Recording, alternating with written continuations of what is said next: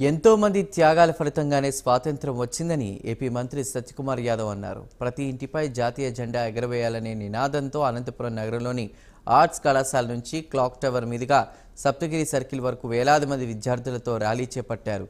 ఈ ర్యాలీలో ఆయనతో పాటు బీజేపీ నేత మాజీ విప్ కాపు రామచంద్రారెడ్డి పాల్గొన్నారు.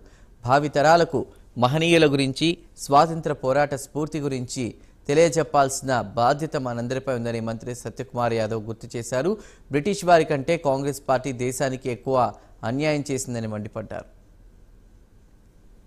భారతదేశానికి స్వాతంత్రం సిద్ధించి 77 సంవత్సరాలు పూర్తయి 78వ స్వాతంత్ర దినోత్సవ సంబరాలు జరుపుకుంటున్న తరుణంలో స్వాతంత్రం రావడానికి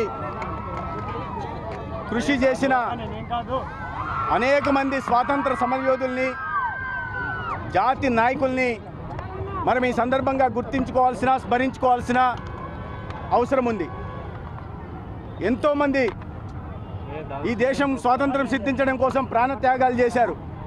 ఝాన్సీ లక్ష్మీబాయి దగ్గర నుంచి అల్లూరి సీతారామరాజు, రాజ్గురు, భగత్ సింగ్ లాంటి, చంద్రశేఖర్ ఆజాద్ లాంటి అనేక మంది స్వాతంత్ర యోధులు ఈ దేశం కోసం, ఈ దేశంలో ప్రజలు స్వేచ్ఛ వాయువులు పీల్చడం కోసం ప్రాణత్యాగం చేశారు. అనేక మంది స్వాతంత్ర సమరయోధులు, మహాత్మా గాంధీ, సుభాష్ చంద్రబోస్,